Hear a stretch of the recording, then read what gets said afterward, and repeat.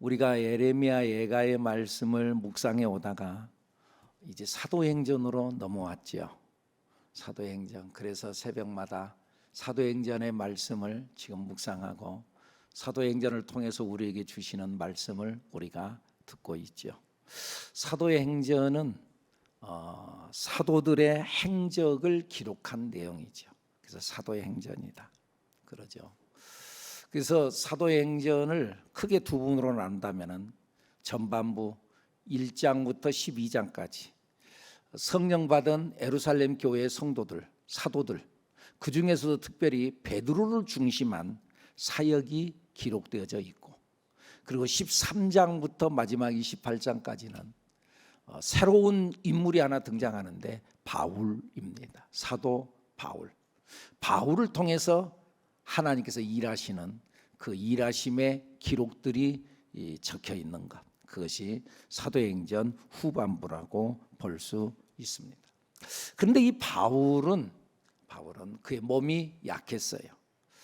흔히 혹자는 그가 원래는 예수를 믿지 않는 사람, 하나님을 믿는데 예수는 하나님의 아들이 아니다, 그냥 한 선지자 중에 한 사람일 뿐이다, 예수를 믿지 않고 예수를 믿는 교회들을 핍박하고 박해했던 사람이었어요. 그러나 그가 예수 믿는 자들을 박해하러 다메섹으로 가는 도중에 빛 대신 주님, 그 주님이 그에게 큰 빛으로 확 나타나죠.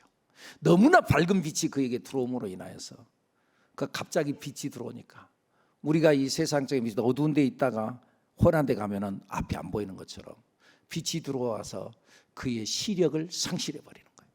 근데 하나님의 은혜로 시력을 다시 회복합니다마는, 그런데 그 일로 인해서 안질이 있었다. 흔히 학자들이 하는 말입니다. 정확히는 잘 모르지만, 근데 그런 것이지 않나. 어쨌든 그의 몸은 약했어요. 그래서 스스로도 고백하기를 내 몸에 찌르는 가시가 있다. 나 몸이 아프다. 그래서 어떤 사람 밤낮 아프다 그러나요? 밤낮. 왜? 아프다는 거예요. 찌르는 가시와 같다는 거예요. 그런데 하나님께서 하나님 앞에 서서 기도하고 하나님의 일을 감당하는 이 사도 바울을, 그래 내가 고쳐주마, 탁 낫게 해주면 좋겠는데 그러지 아니하시고 내 은혜가 너에게 족하다. 그래서 고쳐주지 않아요. 그리고 대신 그의 곁에 한 사람을 붙여줘요. 한 사람을 붙여주는데 그 사람이 누구냐면은 의사 누가라고 하는 사람을 붙여줘요. 그래서 이 누가라는 사람이 바울 곁에 항상 동행을 해요. 많은 사람들이 바울 곁에 왔다가 떠나고 왔다가 떠나고, 왔을 때는 좋은데 우리 그런 말 있잖아요. 든 자리는 몰라도 난 자리는 안다고. 떠날 땐 너무너무 가슴이 아파. 근데 왔다가 가고 왔다가 가니까는 가슴이 많이 아팠는데, 그런데 나중에 그가 고백하기를, 바울이 고백하기를 다 떠났다. 다 사람들이 떠났는데 누가만 내 곁에 남았다. 누가는 변함없이 끝까지 바울 곁에 함께 있었던 사람, 바울의 주치의로서 그를 도와주고 그의 아픈 곳을 만져주고 때로는 위로하고 때로는 격려하면서 끝까지 함께 했던 사람 누가.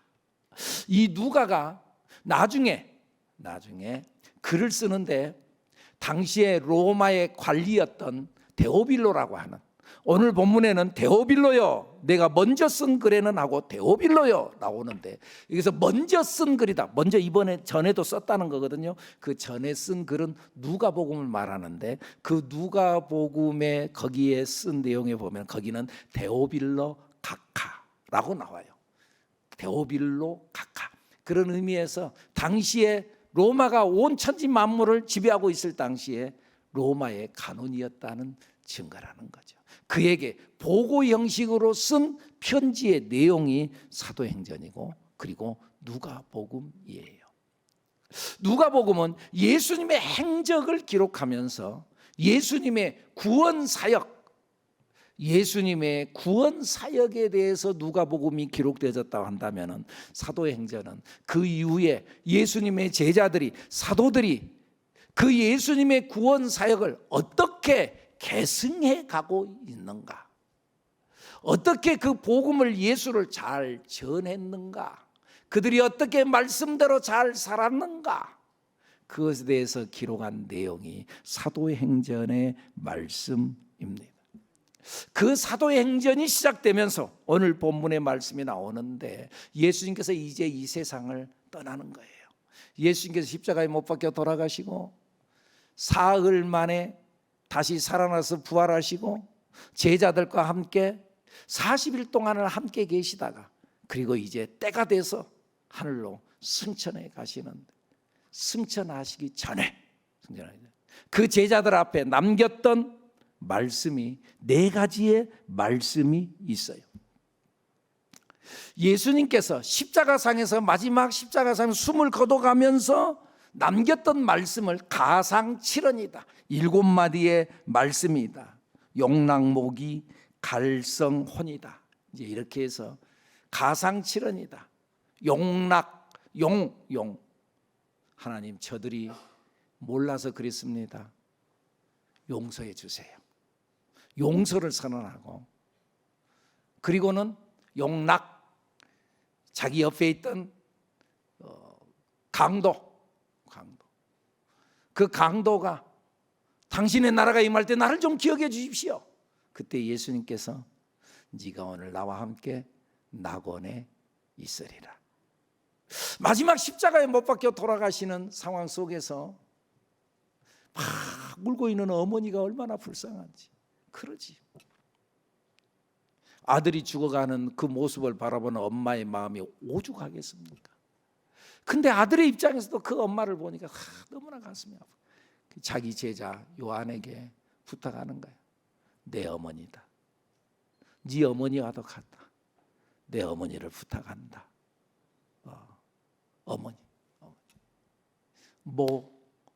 그리고 기도하는 거예요. 엘리 엘리 라마 사박단. 나의 하나님, 나의 하나님, 어찌하여 나를 버리시나이까. 하나님 앞에 기도하고, 그리고 목마르다.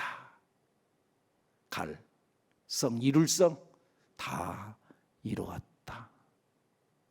그리고 뭐라고 마지막 말씀해요? 내 영혼을 아버지 손에 부탁하나이다. 혼, 아버지 손에 부탁. 7마디의 말씀을 남기고 세상을 떠나시죠. 그랬던 것처럼 예수님께서 부활의 예수님으로 제자들에게 쫙 나타나셨다가, 그러다가 예수님께서 마지막 감람산에서 500명의 성도들 앞에서, 다 보는 앞에서 승천해서 올라가시기 전에 마지막 남겼던 말씀, 이제 이후에는 더 이상 예수님의 육신적인 육성을 들을 수 없는 마지막 말씀 4마디.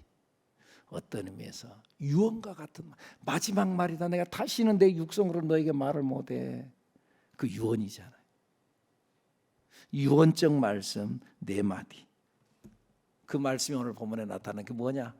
예루살렘을 떠나지 마라. 그리고 아버지께서 약속한 것을 기다려라. 예루살렘을 떠나지 말고 아버지께서 내게 약속한 것을 기다려라. 그리고 두 번째는 성령으로 세례를 받으리라. 세 번째는 그러면은 성령을 받으리라. 그때가 이때입니까? 그때 예수님께서 마지막 또 말씀한 그때와 시기는 너희가 알지 못한다. 알려고 하지도 말아라. 너희가 알 바가 아니다. 그건 아버지의 권한에 있다. 마지막 4번째, 오직 성령이 너희에게 임하시면 너희가 권능을 받고 예루살렘과 온 유대와 사마리아 땅까지 이르러 내 증인이 되리라. 4마디의 말씀. 첫째, 예루살렘을 떠나지 말고 아버지께서 약속하신 것을 기다려라. 예루살렘을 떠나지 말라. 예루살렘이 어딘데요? 예루살렘 실패의 장소였잖아요. 실패의 장소, 핍박의 장소, 예수님께서 결국 십자가에 못 박혀 돌아가셨던 장소. 많은 군중들이 예수님께서 예루살렘 성에 입성할 때 호산나 호산나 종려나무 가지를 꺾어서 막 흔들면서 우리를 구원하소서, 다윗의 자손 예수 그리스도여 우리를 구원하여 달라고 그렇게 환영했던 그 사람들이 5일 만에 그들의 입술이 바뀌어서 십자가에 못 박으소서, 십자가에 못 박으소서, 그랬던 그 배신의 장소 예루살렘. 그 제자까지도, 예수님의 12제자 중에 한 명인 가룟 유다 제자까지도 예수님을 배신하고 예수님을 은 30에 갖다 팔아버렸던 장소. 그 중에 수저자였던 베드로도 예수님을 모른다고 3번씩이나 부인했던 그 좌절과 절망의 장소. 떠나지 말아라. 여러분, 실패의 장소 빨리 떠나고 싶잖아요. 빨리 벗어나고 싶잖아요. 그리고 나중에 어디 갔다가 다시 이게 이 트라우마라는 게 있잖아요. 섬찟하고 있잖아요. 그런데 주님은 이 실패의 장소 떠나지 말아라. 그리고 그곳에서 하나님은 역사하신다는 거죠. 하나님은 우리가 약할 때 그곳을 떠나게 하는 것이 아니라 힘들지 버려버리고 이리 와 그러지 아니하고 힘들지 내가 나랑 함께 할게. 그 안에 들어오시는 하나님. 꼭 어떤 장소만이 아니에요. 실패와 절망 중에 있는 사람, 로뎀나무 그늘 밑에서 나 차라리 죽고 싶습니다. 그 엘리야, 절망 중에 있던 엘리야를 찾아오신 주님, 그리고 위로하셨어요. 삭개오를 찾아오시고 바디메오를 찾아오시고. 사랑하는 여러분, 혹시 어려움이 있나요? 그 어려움 중에 주님이 찾아오신다. 예루살렘을 떠나지 마라. 그 어려움 속에 막 벗어나려고만 애쓰지 마세요. 그 어려움 속에 주님이 찾아오신다. 시련 속에 주님이 나를 만나 주신다. 병들었나요? 그 아픔 중에 주님이 나를 찾아오셔. 거기서 내가 주님의 은혜를 알게 하셔. 망했나요? 그 망함 속에서 주님이 나를 찾아오는 줄로 믿습니다. 예루살렘을 떠나지 말아라. 자꾸 거기서 벗어나려고만 하지 말아라. 또 하나, 예수님께서 예루살렘을 떠나지 말라고 하는 말씀은 무슨 말씀인가? 성전 신앙을 가지라는 거예요. 성전 신앙. 다니엘이 바벨론에 잡혀갔잖아요. 끌려갔잖아요. 그런데 그는 하나님 앞에 하루에 3번씩 기도해요. 근데 그냥 기도하지 않고 예루살렘으로 향하는 창문을 열어놓고 기도해요. 여러분, 창문을 열어놓고 이렇게 기도하면 안 됩니까? 이렇게만 해야 됩니까? 하나님은 어떻게 또 역사하시죠? 어떤 사람, 목사님, 성전 기도라고요. 성전 시대 끝났잖아요. 여러분, 손가락을 보지 말고 손가락을 가리키는 방향을 봐라, 그 말이죠. 성전 기도를 하라는 건 주님을 생각하라는 거예요. 주님을 부르라는 거예요. 주님을 바라보라는 거예요. 한나가 분인나에게 어려움을 당할 때 분인나 붙들고 분인나 바라보고 분인나와 싸우지 않고 하나님을 바라보고 성전으로 나왔어요. 그리고 거기에서 기도해요. 예루살렘을 떠나지 말라는 것은 주님을 잊지 말아라, 주님을 바라보라 하는 말씀이지요. 할렐루야. 봐보세요. 두 형제가 있는데 형이 있고 동생이 있어요. 엄마가요 아이스크림을 하나씩 사줬어요. 그러니까는 이 형이 아이스크림 너무 이 더운 날 너무 많이 그래서 싹 해서 쫄딱 먹었어요. 근데 동생은요 그 아이스크림이 아까우니까 안 비워 먹고 빨아 먹은 거예요. 근데 형은 다 먹어버렸어. 그리고 자기는 빨아먹느라고 이만큼 남았어. 근데 이 형이 그것만 먹고 그리고 내 것 다 먹었으니까 됐다 하고 탁 떠나면 될 건데 그러지 아니하고 자꾸 동생 걸 쳐다보는 거야. 낼름낼름. 그리고는 동생한테 제안을 하는 거야. 야야 우리 가위바위보 해갖고 한 입씩 비워 먹게 하자. 누구 갖고. 근데 동생은 가만히 보니까는 이거 뭐 잘 모르는 것 같아. 그래 형 해봐. 그래갖고 가위바위보 자기가 이겼어요. 아까우니까 자기는 못 먹는 거야. 그러다가 형이 드디어 이겼어요. 형이 형은 얄짤없어요. 그냥 한 입을 콱 비워먹는 거예요. 그거는 반절이 쫙 없어지는 거예요. 이걸 보자마자 눈이 휘둥그레 돌아가는 거예요. 그러고는 이 아이가 아 하고 우는 거예요. 소리 높여 우는 거예요. 누구 들으라고? 누구 들으라고 울어요? 엄마 들으라고. 형한테 형 왜 그래? 그런 게 아니야. 형 부르는 게 아니야. 엄마 들으라고. 엄마. 여러분, 형하고 싸우지 말고 엄마를 불러요. 세상 가운데서 그 사람하고 싸우지 말고 하나님을 부르는 거예요. 예루살렘을 떠나지 말라, 그 말이 바로 그거예요. 하나님을 바라봐라. 문제를 보지 말고 하나님을 바라봐라. 예루살렘 떠나지 말고 뭐해? 기도하는 거지. 내 집은 만민이 기도하는 집이다. 여러분, 우리가 인생을 살다 보면 힘들 때가 있어요. 그런다고 해서 도망가지 마세요. 거기에 기도하는 거예요. 그리고 기도하는 것은 기다리는 거예요. 이 기다림은 게으름이 아니에요. 예루살렘을 떠나지 말고 아버지께서 너희에게 약속한 것을 기다려라. 기다림은 게으름이 아니에요. 혹시 여러분들 그거 해보셨나? 혹시 안 해봤다 할지라도 내가 말하는 말을 이해를 할 거예요. 제가 옛날에 오래전에 어렸을 적에 마당에 말이죠, 옛날 소쿠리가 있어요.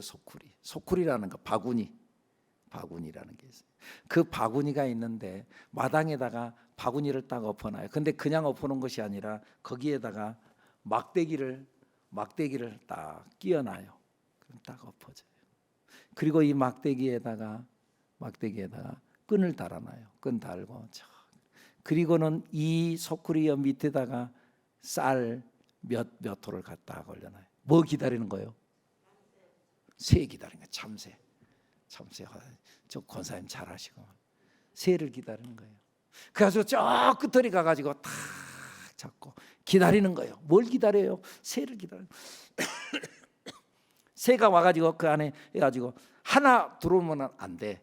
두 마리, 세 마리 탁 들어올 때 그때 딱 보고 있다가 탁 찬스를 탁 재면은 소쿠리가 딱 엎어지는 거예요. 그럼 새가 날아가지 못해 새를 잡는 참새를 잡는 거예요. 저기 끝에 가서 숨어서 기다리는 것, 그 기다림은 게으름이 아니에요. 기다리는 거예요. 그런 의미에서 여러분 다 같이 한번 해볼까요? 신앙은 기다림입니다. 신앙은 기다림이요. 약속을 기다리는 거예요. 축복을 기다리는 거예요. 응답을 기다리는 거예요. 천국을 기다리는 거예요. 그러나 여러분, 이 기다림은 막연한 기다림이 아니라고 했어요. 약속을 기다리는 거예요. 여러분, 무조건 기다리는 것은 미신이요. 잘 되겠지 주여 믿습니다. 될 줄로 믿습니다. 그건 미신이요. 미신. 불교인들도 믿음이 있어요. 무당 푸닥거리는 사람 미신이 있어요. 믿음이 있어요. 그런데 거기에는 약속이 없어요. 말씀이 없어요. 무조건 기다리는 건 미신이에요. 우리가 기다리는 기다림은 약속을 기다리는 거예요. 많은 그리스도인들의 문제가 무엇인 줄 아십니까? 신앙생활을 미신적으로 한다는 거예요. 여러분들, 우리는 막연히 기다리는 것이 아니라 약속을 기다리는 줄로 믿습니다. 말씀을 믿고 말씀대로 되어질 것을 기다리는 것이 믿음입니다. 예수님께서 지금 마지막 당부하면서 하는 말씀이 뭐예요? 예루살렘을 떠나지 말고 아버지께서 주겠다고 약속하신 것을 기다려라. 약속을 기다리라는 거예요. 그런데 그 약속이 뭐예요? 뭘 기다리라는 거예요? 어떤 약속을 기다리라는 거예요? 오늘 본문 5절 시작. 요한은 물로 세례를 베풀었으나 너희는 몇 날이 못되어 성령으로 세례를 받으리라 하셨느니라. 성령으로 세례를 받고 성령으로 살아라. 성령으로 살아라. 자기로 살지 말고 성령으로 살아라. 성령의 인도를 따라 살아가라. 자기 생각으로 살지 말고, 자기 경험으로 살지 말고, 여러분 자기 기분으로 살지 말고. 여러분, 신앙은 기분이 아닙니다. 다 같이 해볼까요? 신앙은 기분이 아닙니다. 오늘 기분 좋으니까 헌금하고, 오늘 기분 나쁘니까 나 교회 안 가고. 여러분, 신앙은 기분이 아니요. 신앙은 성령으로 하는 거예요. 곧 말씀으로 하는 거예요. 말씀으로. 신앙은 말씀으로 하는 거지. 기분 따라가는 게 아니요. 사람 따라가는 게 아니요. 여러분, 신앙은 예수님을 따라가는 것이고 말씀 따라가는 것이다. 자기의 기분에 여러분들 따라가는 그런 어리석은 자가 되면은 안 됩니다. 힘으로 되지 아니하고 능력으로 되지 아니하고 나의 영으로 되느니라. 이 말씀을 기억하면서 성령으로 신앙생활하는 우리들이 되어야 될 줄로 믿습니다. 성령으로 사는 여러분들. 그런데 문제는 제자들이 말씀을 들을 때, 이 주님의 말씀을 들을 때 그 약속한 것을 기다려라, 성령 세례를 받아라. 그런데 이 말씀을 사람들은 꼭 자기식으로 들어요. 자기식으로. 그 말씀을 말씀대로 그대로 듣지 않고 자기식으로. 이게 요한복음 21장에 보면은요, 부활의 예수님이 제자들에게 나타나요. 디베라 호숫가에서 고기 잡는 베드로가 부활의 예수님을 만나고 난 후에도, 야, 나 고기 잡으러 갈란다. 그러니까 다른 제자들도 우리도 같이 가자. 사명으로 가야 되는데 사명으로 한다. 고기 잡으러 가자. 고기 잡으러 가버렸어요. 그때 예수님께서 그들에게 나타나서, 야, 고기 많이 잡았냐? 그때 제자들이 주님이시다. 그러나 알고는 빨리 나오는 거예요. 예수님께서 그 해변가에다가 숯불을 해놓고 거기다가 떡을 굽고 고기를 올려놓고, 잡은 고기가 있냐 좀 가져와봐라, 구워놓고 밤새도록 고기 잡던 그 제자들을 향해서 먹을 것을 주면서, 그래서 그들을 위로하여, 그러면서 예수님께서 베드로에게 묻는 말씀이 있죠. 베드로야, 너 나 사랑하냐? 예, 내가 주님 사랑하지요. 내 양을 먹여라. 그러고 끝나면 좋을 것인데 다시 또 베드로야, 나 사랑하냐? 내 주님 사랑하지요. 내 양을 쳐라. 베드로야, 나를 사랑하냐? 세 번을 질문하니까 베드로가 괴로워하면서, 내가 예수님 모른다고 세 번씩이나 부인하니까 예수님도 세 번이나 질문하는, 너 나 사랑하냐? 진짜냐? 진짜냐? 내 양을 먹여라.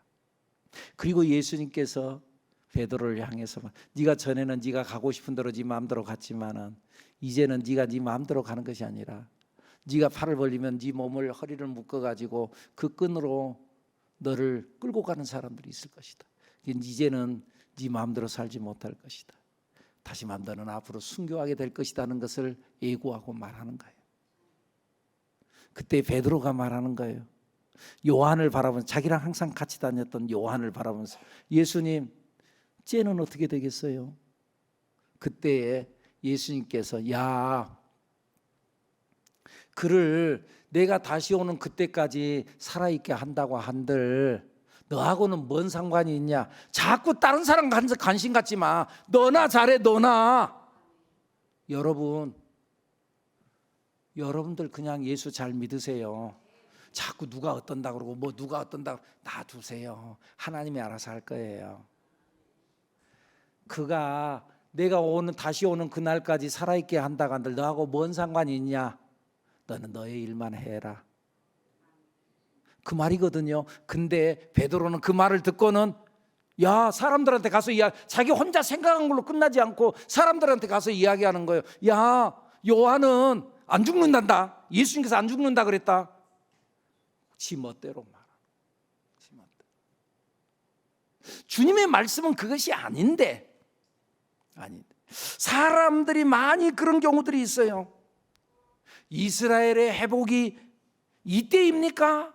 지금 성령이 온다. 성령을 받아라. 그러면 이스라엘의 회복이 이때입니까? 이스라엘의 회복이라는 건 지금 현재 로마의 식민지 지하에 있거든요. 압제 가운데 있거든요. 그러니까 우리나라의 정치적인 해방이 이때 온 겁니까? 예수님은 그거 말씀한 것이 아닌데, 그런데 이들은 세상적으로 정치적으로 자꾸 해석하는 거예요. 여러분, 오늘 우리는 하나님으로 해석하고 하나님으로 믿고 하나님으로 신앙생활하는 우리들이 돼야 될 줄로 믿습니다. 이때입니까? 야, 그날과 그 시는 몰라. 그리고 너희들 알 필요도 없어. 주님이 알 필요 없다고 하면은 접어두세요. 자꾸 그거 알려고 애쓰지 말아요. 우리는 하나님께서 가라 한 데까지만 가야 하는 거예요. 하나님이 보여주신 것까지만 보면 되는 거예요. 7절 말씀 예수님이 뭐라고 하신가요? 시작. 이르시되 때와 시기는 아버지께서 자기의 고난에 두셨으니 너희가 알 바 아니요. 그 날과 그때는 너희가 알 바 아니다. 하나님께서 말씀하신 것까지 듣자. 다 알려고 하지 마세요. 다 알려고 하지 마세요. 풀리지 않는 것을 억지로 꽤 맞춰서 풀려고 하지 마세요. 모르는 건 모른다고 그러세요. 뭔가가 의문이 되고 이 말씀이 말이죠, 어디서 뭐 풀어준다 그래. 그러다가 이단한테 딸까닥 걸리는 거예요. 모르면 모른 대로 가세요. 다 알려고 하지 마세요. 모르는 것이 은혜인 경우들이 많잖아요. 우리 죽음의 날 하나님께서 안 알려줬어요. 언제 죽어요? 우리 분명히 죽을 거예요. 안 죽을 사람 어디 있어요? 그런데 언제 죽을지 몰라요. 하나님이 알려주지 않은 것은 놔두세요. 그걸 자꾸 알려고 여기 가서 알아보고 저기 가서 알아보고 언제 죽겠냐고 그러고 언제 이 일이 이루어지겠냐고 그러고. 여러분, 그러지 마세요. 우리 주님 바라보고 믿음을 지켜가는 우리들이 돼야 될 줄로 믿습니다. 그리고 주님은 사명을 말씀하는 거예요. 사명으로 살아라. 8절 시작. 너 그렇게 알려고 하지 말아라. 너희 알 바 아니다. 그리고 8절 뭐라고 그래요? 시작. 오직 성령이 너희에게 임하시면 너희가 권능을 받고 예루살렘과 온 유대와 사마리아 땅까지 이르러 내 증인이 되리라 하시니라. 내 증인이 되라. 증인. 성령을 너희에게 준 이유가 뭔 줄 아느냐? 사명을 위해서다. 사명인데 첫째는 선물을 준 사람에 대해서 첫째는 감사한 마음을 가져야 돼요. 여러분, 우리는 감사를 알아야 돼요. 주님 앞에 감사할 줄 아는 우리들이 돼야 될 줄로 믿습니다. 10명의 나병 환자가 예수님 앞에 와가지고 고침을 받죠. 제사장에게 내 몸을 가서 보여라. 제사장에게 말씀대로 순종하고 가는 도중에 고침 받아버리죠. 그러니까는요, 그 중에 한 명이 예수님 앞에 와서 예수님, 나 병 나았어요. 그리고 예수님 앞에 감사하는 거예요. 그때 예수님께서 뭐라 그래요? 야, 10명이 고침 받았지 않냐? 9명은 어디 갔냐? 10명이었지 않냐? 근데 왜 9명, 한 명만 돌아오고 9명은 어디 갔냐? 주님은 감사하는 사람을 찾는 사람. 사랑하는 여러분, 지난 반년 동안도 지켜주신 하나님께 감사할 줄 아는 우리들 여러분들이 되기를 축복합니다. 감사할 줄 아는 사람. 그리고 그 감사를 넘어서 우리는 사명으로 가야 될 줄로 믿습니다. 하나님께서 내게 성령을 주신 것은 사명을 위해서인 줄로 믿습니다. 하나님께서 내게 건강을 주신 것은 사명을 위해서입니다. 하나님께서 내게 재능을 주신 것도 사명입니다. 사명. 그걸 통해서 내가 뭘 하기를 원하는가? 오직 성령이 너희에게 계시면 너희가 권능을 받고 예루살렘과 온 유대와 사마리아와 땅까지로 내 증인이 되라. 아멘입니까? 여러분, 사명으로 사는 여러분들이 되기를 축복합니다. 복음은 다른 것이 아니요, 예수님이요. 예수님을 증거하는 증인의 삶을 사는 여러분들이 되기를 바랍니다. 예수님이 구원이에요. 예수 믿어야 살아요. 예수님의 증인 되어지는 여러분들이 되기를 축복합니다.